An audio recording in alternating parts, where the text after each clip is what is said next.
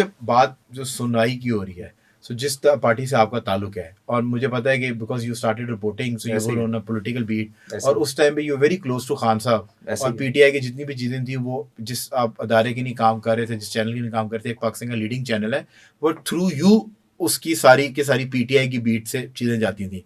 सो आपने तो पार्टी को बनते हुए देखा, बहुत दफ़ा आपने ये जो सारे लोग आए, और आपकी खुद भी बड़ी अच्छी मुलाकातें अलीम खान से, जहांगीर तरीन से, आप because of your father have seen के बहुत सारी मुलाकातें।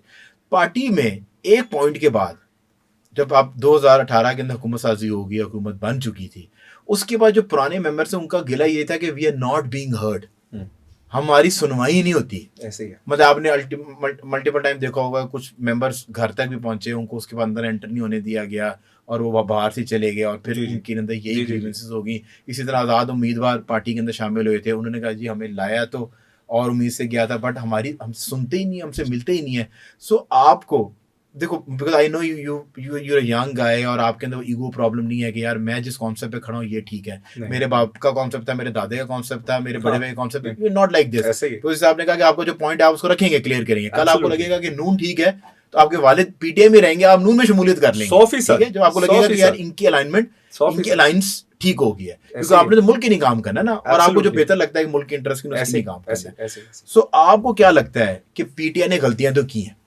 खान की इंडिविजुअल जात को भी हमने डिस्कस करें, ठीक है, मुझे भी बहुत पसंद है खान की। एज अ पार्टी पीटीआई ने गलतियां की, क्या गलतियां की, और अब आपको future PTI as a party, Khan as a individual नहीं, वो तो फ्यूचर मतलब खान से बड़ा लीडर तो कोई नहीं है ना, फेमस लीडर तो कोई नहीं है, पार्टी की बात कर रहा हूँ। गलतियां क्या की, अब अगर इनको कम बैक करना चाहिए तो किस तरीके से कम बैक करना चाहिए, और आपको पार्टी का फ्यूचर क्या नजर आता है? अच्छा, इसमें ऐसे है कि पहले तो मैं आपको ये बताऊं कि ये जवाब इसलिए नहीं कि मेरे को पीटीआई से मेरा ताल्लुक है, या मैं पीटीआई का हिस्सा रहा हूं, या मैं पीटीआई, देखें बात यह है कि मेरी बातें किसी को लगती हैं अच्छी, फेयर इनफ, नहीं लगती दे कैन प्लीज देमसेल्व्स। मैं ये आपके पॉडकास्ट के थ्रू हर किसी को कह रहा हूं, सही है, I will never hold back my opinion. पहली बात ये, I will do it with lot of respect, absolute grace के साथ, डिसरिस्पेक्टफुल नहीं होना, बट लकीर के फकीर बन के भी नहीं चलना।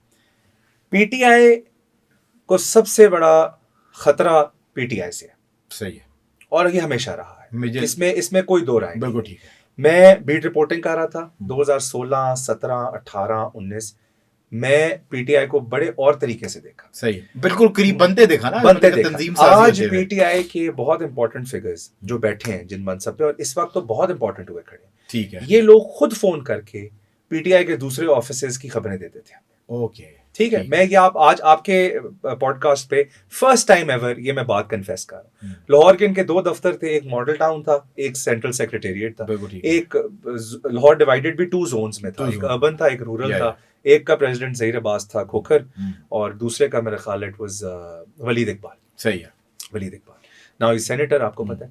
तो ये दोनों तो शख्सियात बहुत अच्छी हैं, दोनों शख्सियात जो हैं बड़ी कहते हैं ना कि एक नॉन कॉन्ट्रोवर्शियल सी शख्सियत दोनों, बट जनरली नाम मैं किसी का नहीं लूंगा, और बड़े रेलिवेंट लोग इन्हीं दफातर से फोन करके दूसरे दफ्तर की खबर देते थे कि यार मैं तो आनू दस रहा किसी को पता ना लगे, लेकिन तुसी चला दियो फलाना है कब का रहे। सही है। सो पीटीआई के मैंने शुरू से कल्चर देखा है जो कि बड़ा अनफॉर्चुनेट है, अंदर लड़ाई है, पीटीआई की अंदर की लड़ाई है, पीटीआई खुद को खाती है, पीटीआई दीमक की तरह ना। और ये सबसे बड़ा दुख मुझे इस बात का है कि ये ज्यादती इमरान खान के साथ करते हैं। एक बंदा टॉप पे बैठा है, एक बंदा स्ट्रगल कर रहा है।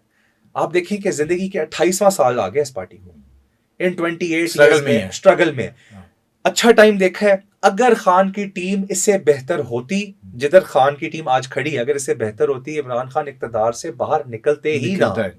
यहाँ पे जिस किस्म के फैसले होते हैं उस टाइम पे इनकलाबी गुफ्तगू, हर बंदा वो गुफ्तगू करता था जो इमरान खान को सुनने में अच्छी लगे, वो गुफ्तगू नहीं करता था जो हकीकत के करीब हो।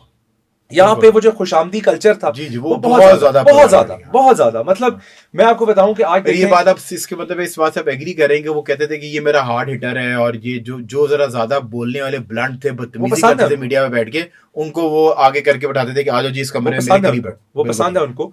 और हार्ड हिटर वाले जो है आप देखें कि जितने हार्ड हिटर थे, मैं किसी के साथ पर्सनल नहीं होना चाहता, बट वो तो सारे प्रेस कॉन्फ्रेंस करके भाग गए, सब भाग गए। और उनमें जो वो अलम बरदार थे ना जिन्होंने अलम उठाया हुआ था बदतमीजी का, एक अमेरिका बैठा हुआ है, एक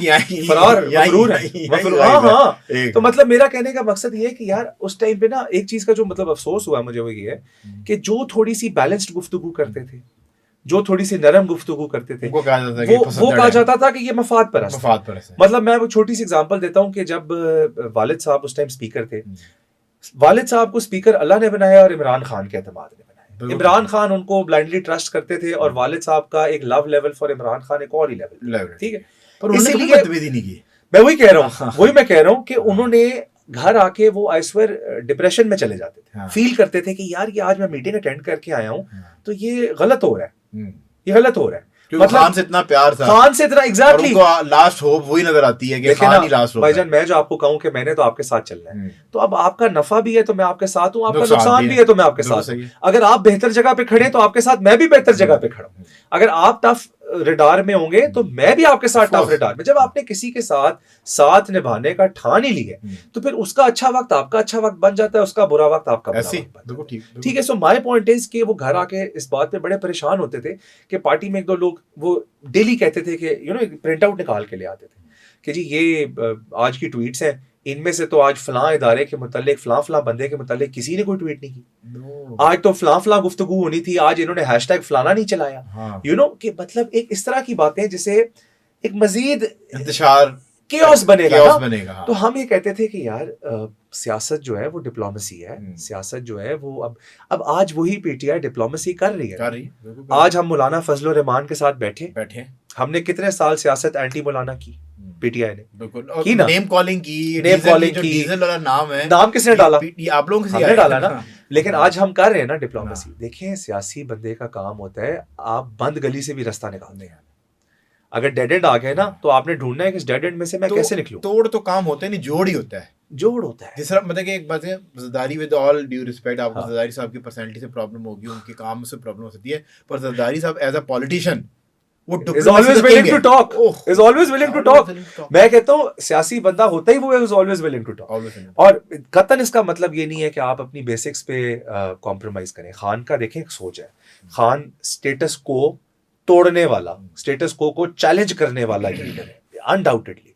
खान को अपनी कोर कभी भी नहीं छोड़नी चाहिए। खान के हम जियाले हैं ही इसी वजह से कि खान स्टेटस को तोड़ने की बात। खान साहब की कोर ठीक है पर खान साहब की कोर टीम ठीक नहीं है। कोर टीम ठीक नहीं है, मेरा आपके साथ 200%